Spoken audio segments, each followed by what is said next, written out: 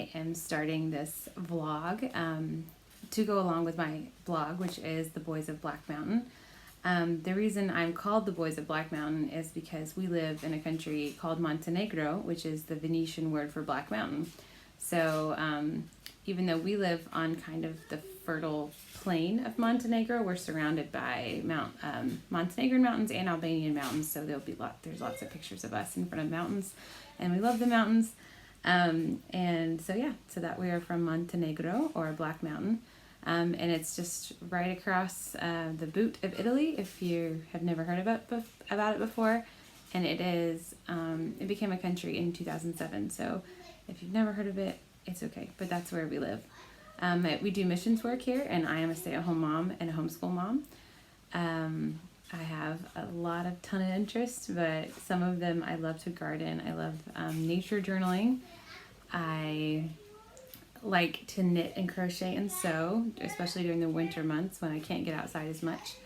And I just recently, this last year, started woodworking, and I love woodworking. I got into it because we're big Waldorf fans, especially in the preschool years, and a lot of the wooden puzzles were so expensive that I was like, I can buy one puzzle or I can buy an entire wood saw. So I bought a squirrel saw, and I love it. I love making mat puzzles for the boys or wooden animals. It's just so fun.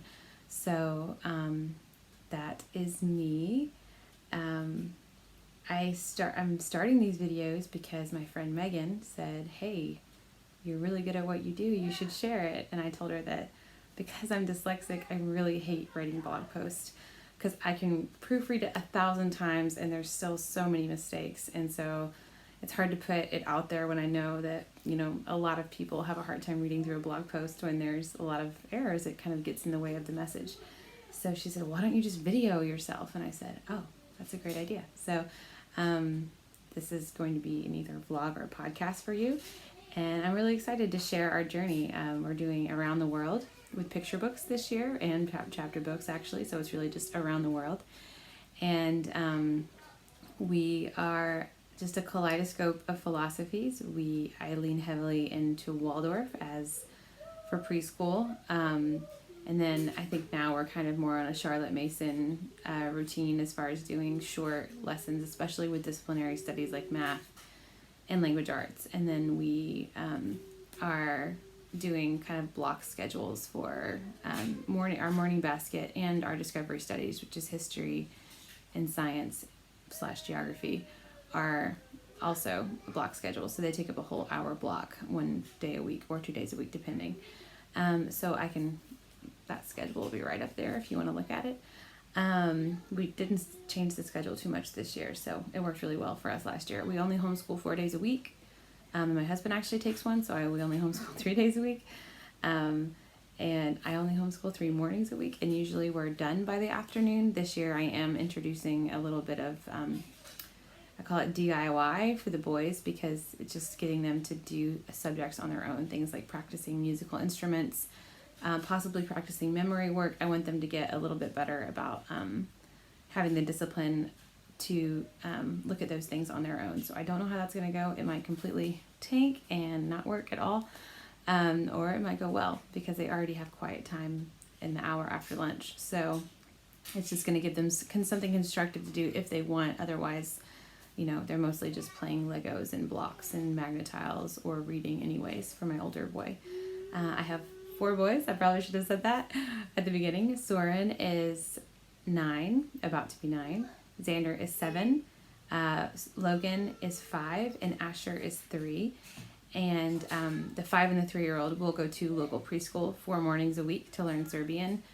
So I have the big boys to myself, and I'm going to try this year, especially the hour that the kids get home from preschool, which is 12:15 to 1-ish, to just be like, have lunch already made for the older kids, but then sit down and do a few picture books and just some connection time with the younger kids, because I'm so driven. I'm an 8 on the Enneagram, INTJ, and so I tend to just have tunnel vision, and I'm not, sometimes I just don't do good with cuddles.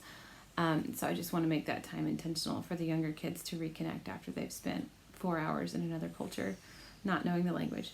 So that's my story, and I would love to show you my house.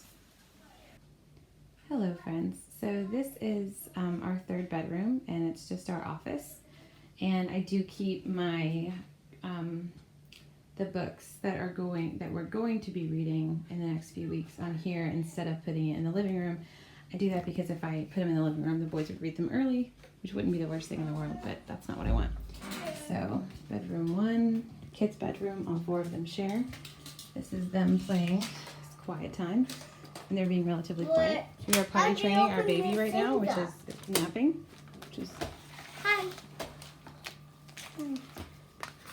There is Soren. He's the voracious reader.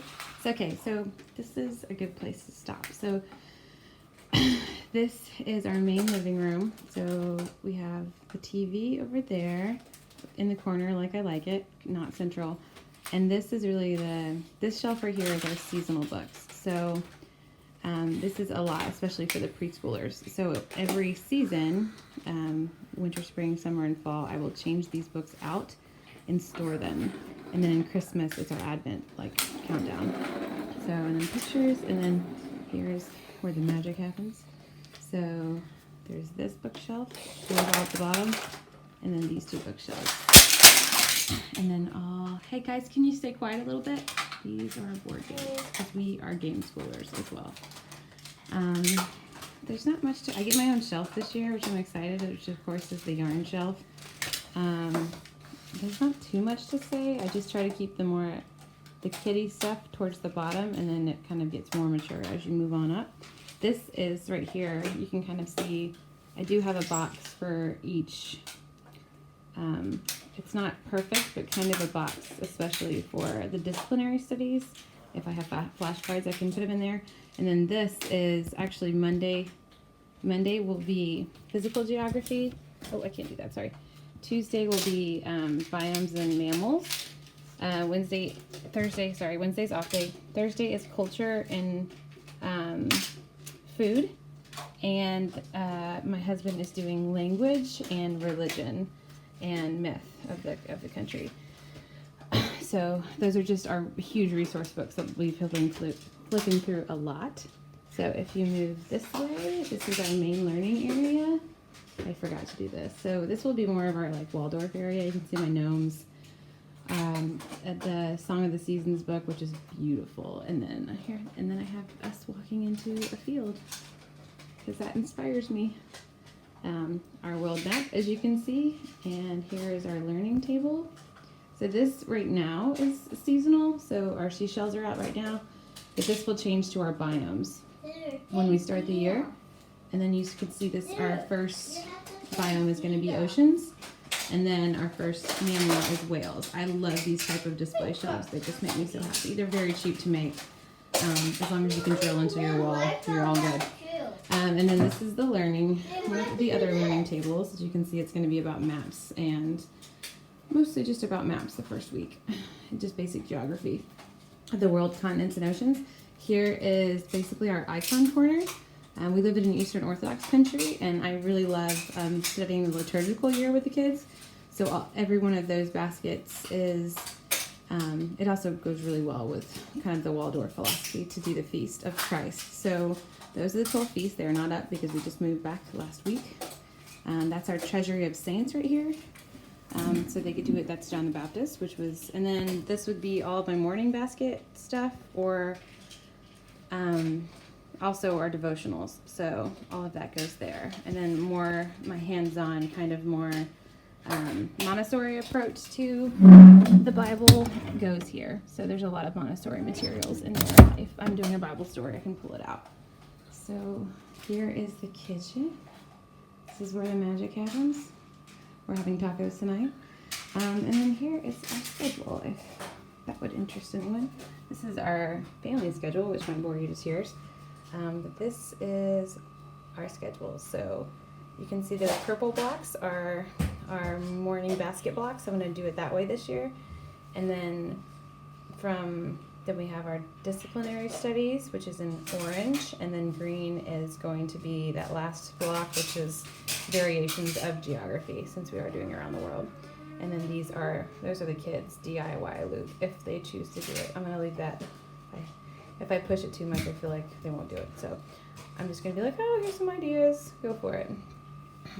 So yeah, that is my house tour. I hope you enjoyed it.